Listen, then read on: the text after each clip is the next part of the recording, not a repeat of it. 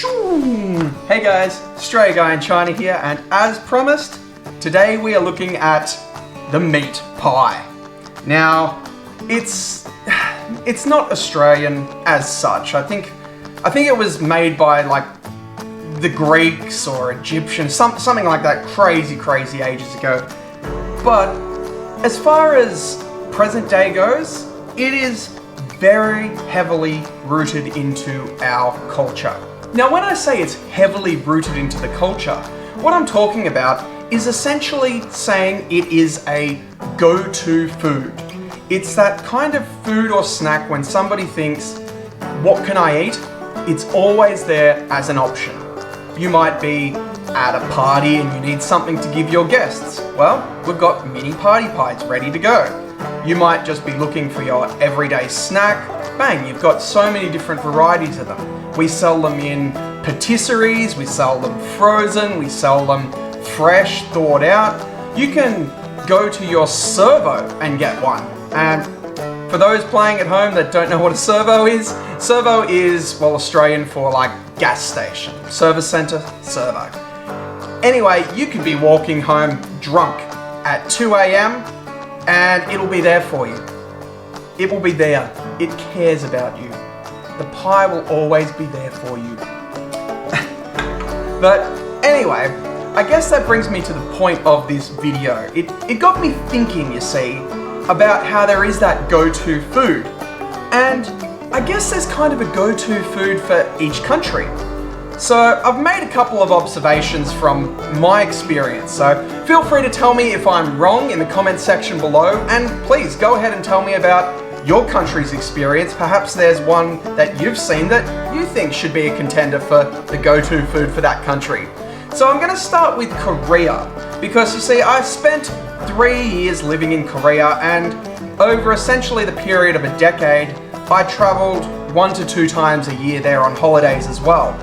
And the observation I made was pretty much that kimbap was the go-to food. Now, kimbap is kind of like your sushi seaweed log.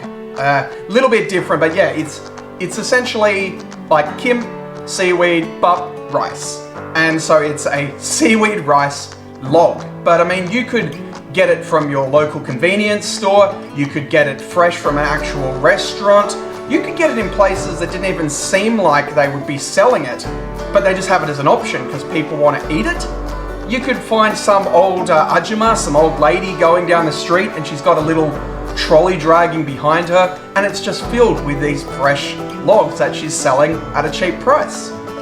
And I mean, I traveled over for a little bit of a trip to Japan, and I mean, yeah, I didn't live there, but my observation is that takoyaki, it's like a fishy squid balls, were the go-to food there. They were everywhere, and it was kind of like a street food type thing that every corner you turned, there was a place that was selling it as an option. And I mean, that being said, about places I've visited and observations, I haven't actually visited there, but from what I can get from television and what I hear, I'm guessing America is the hot dog. I mean, tell me if I'm wrong, Americans, but essentially, I guess the go-to food that's everywhere is the hot dog. So what about China? Well, I guess it could be argued depending on what region you live in China. But in my mind, I guess something that you can find in pretty much all over China is either baozi or chaozi. Sorry if I'm pronouncing them incorrect. But essentially, I live up northeastern side, so I would say that in my experience, chaozi is more popular up northeastern. Now, I guess there's not a huge difference between the two, but I guess the baozi one is a bit more kind of like fluffy and doughy. It has a bit more representation in what's actually in the dough, whereas the chaozi more just focuses on the inside ingredients and less on the outside, I suppose. Again, tell me if I'm right or wrong in below what you think. But in my experience, everywhere I go, you can find these things. You can find them in little stores. You go into like a convenience store and they've got the little Bae Marie there going with these delicious little dumplings just cooking in there. You can go into a restaurant and you can get them.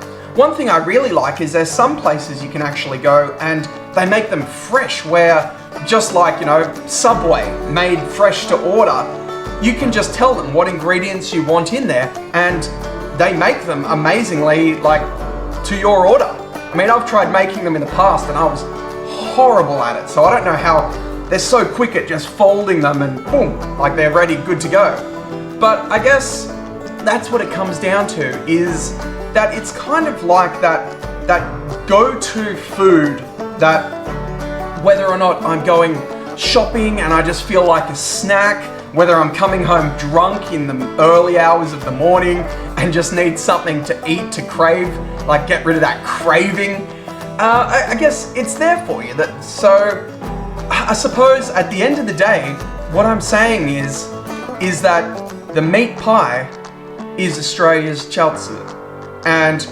chaozi is the Australian meat pie. Disagree? Agree? Leave your comments below, and like I said, let me know about your country or where you've visited. If you think you know or want to compare what you think these go-to foods are, and make sure while you're doing that, please hit that subscribe button. I'd really appreciate it. I'm trying to bump up these subs at the moment. Hit a like if you like it, and then go over and then just go find what your comfort food is and just eat it, because I'm about to get stuck into this meat pie right here. I've got my dead horse. I'm Australia going China, and I don't have a clever sign off.